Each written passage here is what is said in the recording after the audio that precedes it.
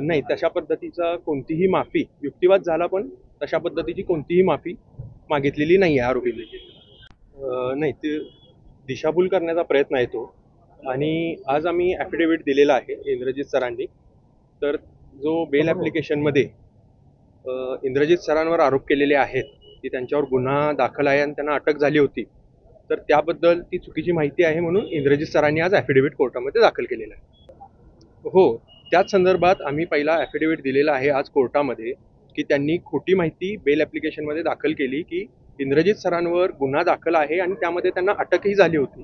तसेच त्यांनी छत्रपती शिवाजी महाराज आणि संभाजी महाराजांबद्दल आक्षेपार्ह वक्तव्य केलेलं आहे अशी खोटी माहिती बेल ॲप्लिकेशनमध्ये दिली असल्यामुळं आम्ही ॲफिडेव्हिट दिलेलं होतं आणि त्याच संदर्भात त्यांनी माफी मागावी, म्हणजे आरोपींनी इंद्रजित सरांची माफी मागावी, रिटर्न अपॉलॉजी द्यावी अशी आम्ही मागणी केली होती. सरोदे सरांनी मागणी केली होती.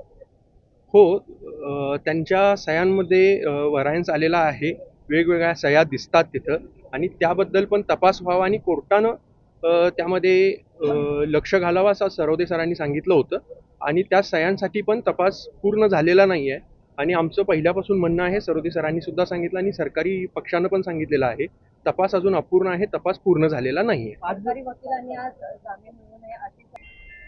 हो, जामिनासाठी या सर्व गोष्टी महत्त्वाच्या असतात आणि सरोदे सरांनी आणि सरकारी वकिलांनी सुद्धा सांगितलेलं आहे की आरोपी हा साक्षीदारांवर दबाव टाकू शकतो आणि पुरावा नष्ट करू शकतो, तर त्यामुळं जामीन अर्ज फेटाळण्यात यावा अशी मागणी केलेली आहे.